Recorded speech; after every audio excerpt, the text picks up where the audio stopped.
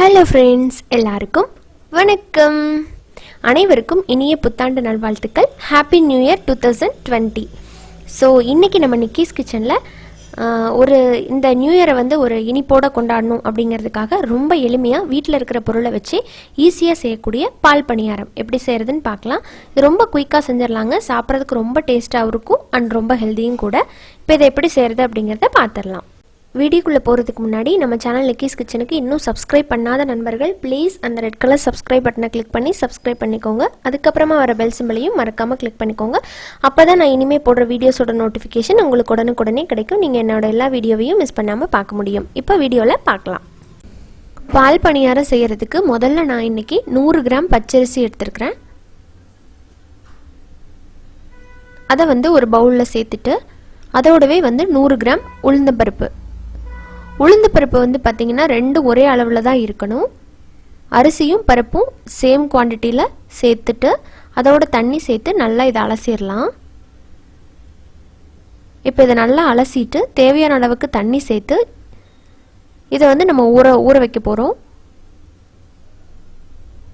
2லேருந்து 2.5 மணி நேரம் வரைக்கும் இது நல்லா ஊறட்டும். அப்புறம் பார்க்கலாம்.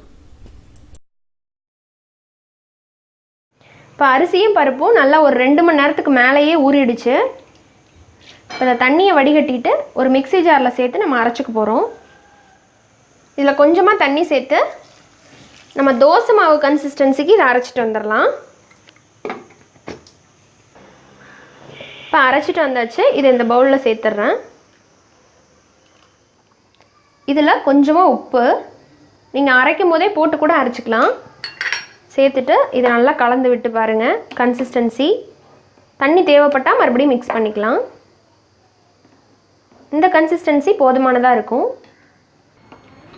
அடுத்ததாக நம்ம இந்த பால் பணியாரத்துக்கு தேங்காய் பால் ரெடி பண்ணிக்கலாம். அதுக்கு அதே மிக்ஸி ஜாரில் மீடியம் சைஸில் ஒரு தேங்காவை முழுசாக நான் பாதி கட் பண்ணி பாதி துருவி எடுத்துருக்கிறேன். இப்போ அதை இந்த மிக்ஸி ஜாரில் சேர்த்துட்டு தேங்காய் பால் பிழிஞ்சுக்க போகிறோம். இதோட வாசனைக்காக ஒரு 4-5 ஏலக்காய் போட்டுக்கலாம்.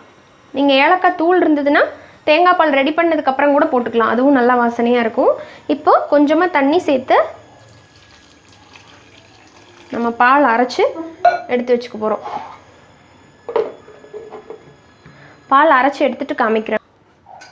இப்போ தேங்காய் பால் எடுத்தாச்சு. இப்போ இதில் நம்ம சர்க்கரை சேர்த்துக்கலாம். நான் ஒரு 1/2 கப் போல் சர்க்கரை சேர்த்துறேன்.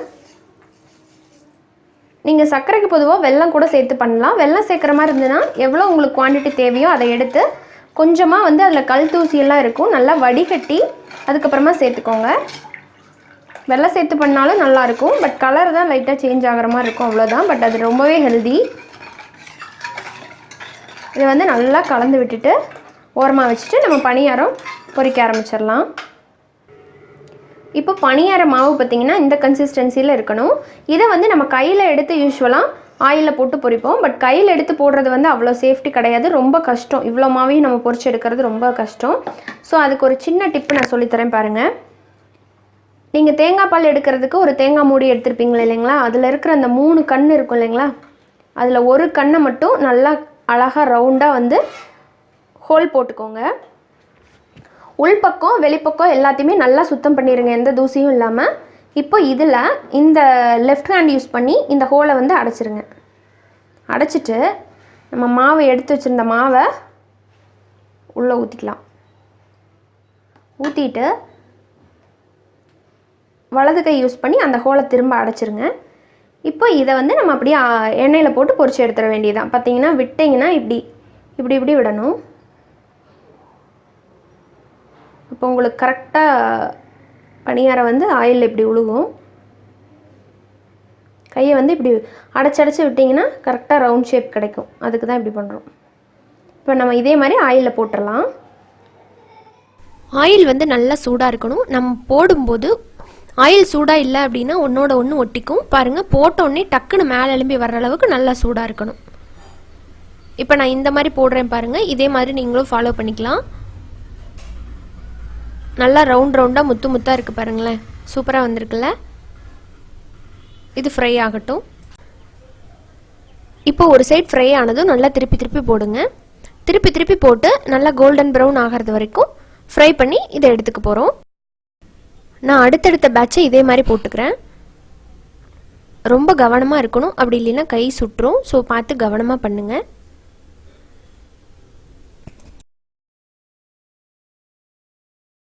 இப்போ நம்ம பொரிச்ச பணியாரத்தை வந்து தேங்காய் பாலில் சேர்த்துடலாம். நான் கொஞ்சம் தான் செஞ்சுருக்கேன், மிச்ச பாதியை வந்து மாவை ஃப்ரிட்ஜில் வச்சுட்டேன். தேவைப்படுறப்ப நம்ம பொரிச்சிக்கலாம், ஒன்றும் பிரச்சனை இல்லை.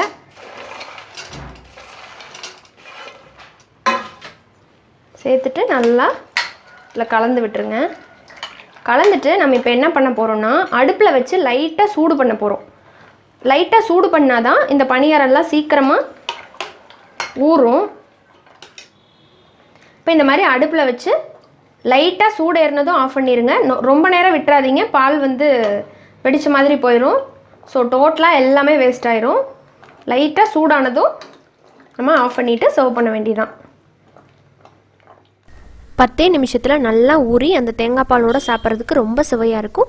வீட்டில் குழந்தைங்க இருக்கிறதுனால இந்த டைமில் நீங்கள் இந்த நியூ இயருக்கு இந்த வீட்டில் எளிமையாக செய்யக்கூடிய இந்த பால் பணியாரத்தை செஞ்சு பாருங்கள். செஞ்சு பார்த்துட்டு உங்களோட ஃபீட்பேக் அண்ட் கமெண்ட் சொல்லுங்கள். இந்த வீடியோ உங்களுக்கு பிடிச்சிருந்ததுன்னா லைக் பண்ணுங்கள். யூஸ்ஃபுல்லாக இருக்குன்னு நினச்சிங்கன்னா ஃப்ரெண்ட்ஸ் அண்ட் ஃபேமிலியோட ஷேர் பண்ணுங்கள். இன்னொரு இன்ட்ரெஸ்டான அண்ட் ஹெல்த்தியான ரெசிபியோட உங்களை சீக்கிரமாக வந்து மீட் பண்ணுறேன். அது வரைக்கும் நன்றி, வணக்கம். அனைவருக்கும் இனிய புத்தாண்டு நல்வாழ்த்துக்கள்.